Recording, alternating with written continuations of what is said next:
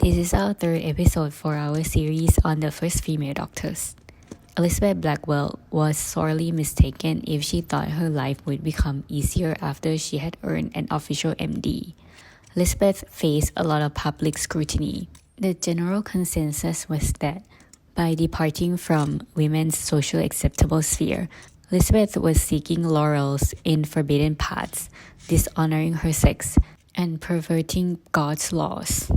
Geneva Medical College, where Elizabeth attended, also got severely criticized for allowing a woman to graduate.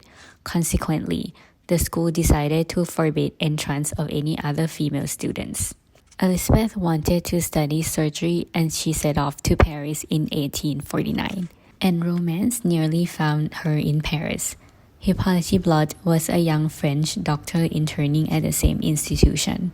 Whenever Elizabeth asked Blot questions, he would blush a deep red and run his hand through his hair in a very un-Frenchman-like manner.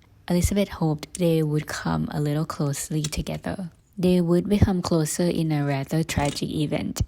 Elizabeth's eyes got an infection after some water splattered into her eyes when she was cleaning a newborn's infected eyes. Blot took dedicated care of Elizabeth for weeks and managed to save the sight of her right eye. Unfortunately, her left eye became permanently blind and she could no longer become a surgeon as she had hoped. When Elizabeth finally left Paris, she said she would miss Blot exceedingly because of the most affectionate sympathy between them, but stoically reminded herself that a reformer's life is not a garden of roses.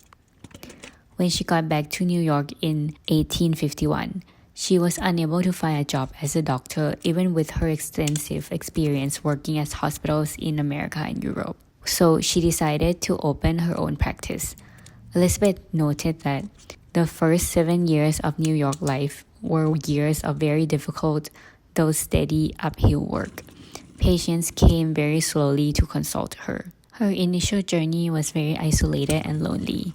She had no medical companionship and felt that medical solitude was really awful.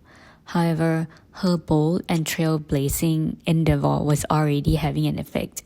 Her little sister, Emily Blackwell, was on her way to become a physician. Emily would be just one of the many female doctors Elizabeth inspired.